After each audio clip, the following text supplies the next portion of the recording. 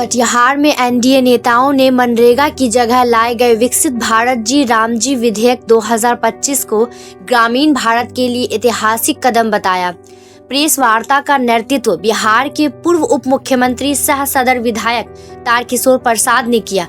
उन्होंने कहा कि प्रधानमंत्री नरेंद्र मोदी के 2047 तक भारत को विकसित राष्ट्र बनाने के संकल्प के तहत ये कानून लाया गया है।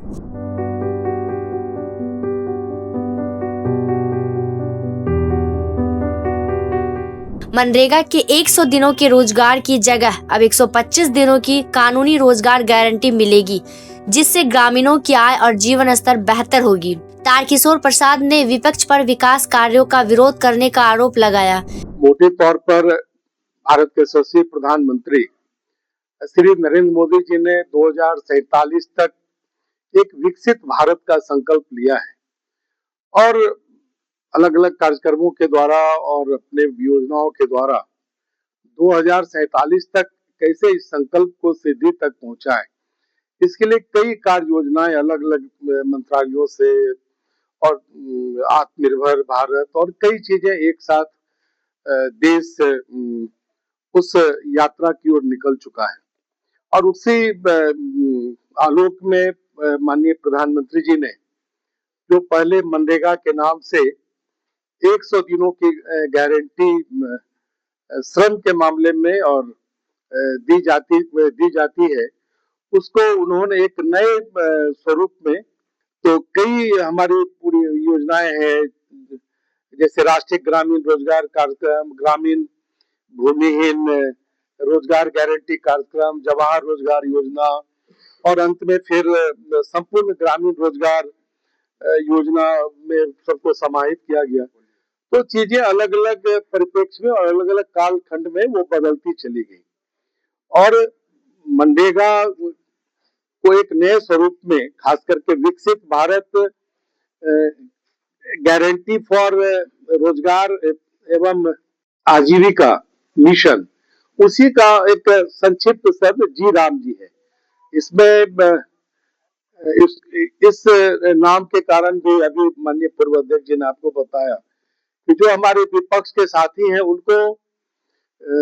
उन्होंने पूरे इस जी राम जी के संदर्भ में कोई टिप्पणी नहीं कर रहे हैं, तो सिर्फ राम जी शब्द जो संक्षिप्त स्वरूप में आया है, तो उनकी आपत्ति सिर्फ इस पर है, क्योंकि उनको तो विरोध के लिए विरोध करना है।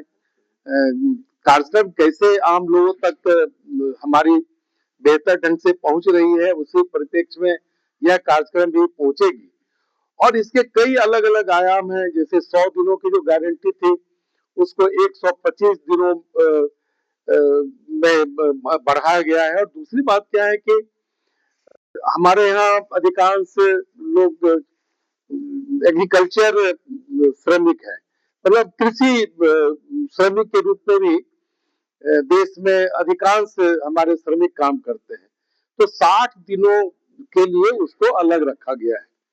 305 दिन में 125 जो दिन होंगे वो उन्हें रोजगार का अवसर प्रदान करेगा।